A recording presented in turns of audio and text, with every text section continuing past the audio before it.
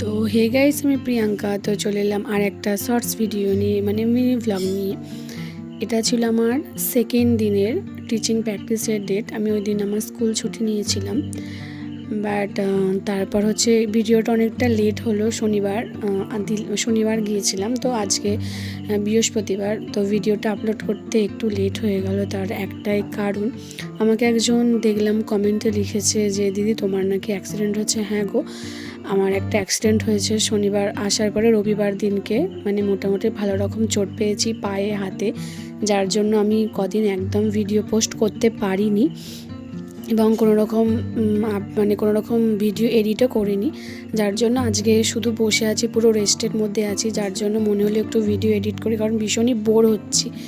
তো দেখো, এটা হচ্ছে সেদিনকার ভিডিও। তো আমি তো সেদিনকে একাই চলে গিয়েছিলাম প্র্যাকটিসের জন্য, দিয়ে এখানে টোটোতে উঠে পড়লাম। দেন তারপরে আমি ওখান থেকে আর একটা ট্রেনে করে টোটো ধরে চলে গিয়েছিলাম। ওখানে একজন বান্ধবী ছিল, সেখান থেকে গিয়ে আমি চলে গেলাম স্কুলের উদ্দেশ্যে। সেখানে ছিল প্র্যাকটিস। তো প্র্যাকটিস করে রীতিমতো খাওয়া দাওয়া করে, মা টিফিন বানিয়ে দেয়, তো খাওয়া দাওয়া করে আমি বাড়ি চলে এসেছিলাম। তো তোমরা দেখতেই পাচ্ছ সেই ভিডিওটা। তোমাদের সাথে কথা বলতে বলতে কিছু কথা শেয়ার করি। সিরিয়াসলি, মানে বলা যেতে পারে আমি খুব নেগেটিভ চিন্তা করতাম যে এটা মনে হতে পারে বা এটা সেটাই আমার সাথে ঘটে গেল। আমি তো ভীষণই, কি বলবো, সিরিয়াসলি জীবনের একটা ভীষণ বড় শিক্ষা। মানে কোথা থেকে কোথায় কি হতে পারে।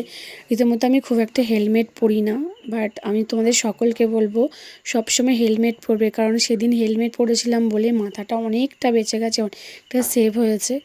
তো মানে কি বলবো, আর তোমাদের কাছে বেশি কথা বলতে চাইছি না, কারণ আমি নেগেটিভ কথা বা খারাপ কথা আমি বলি না। তো এই দেখো, বাড়িতে চলে এলাম। আজকের মতো ভিডিওটা এইটুকুই। তো টাটা।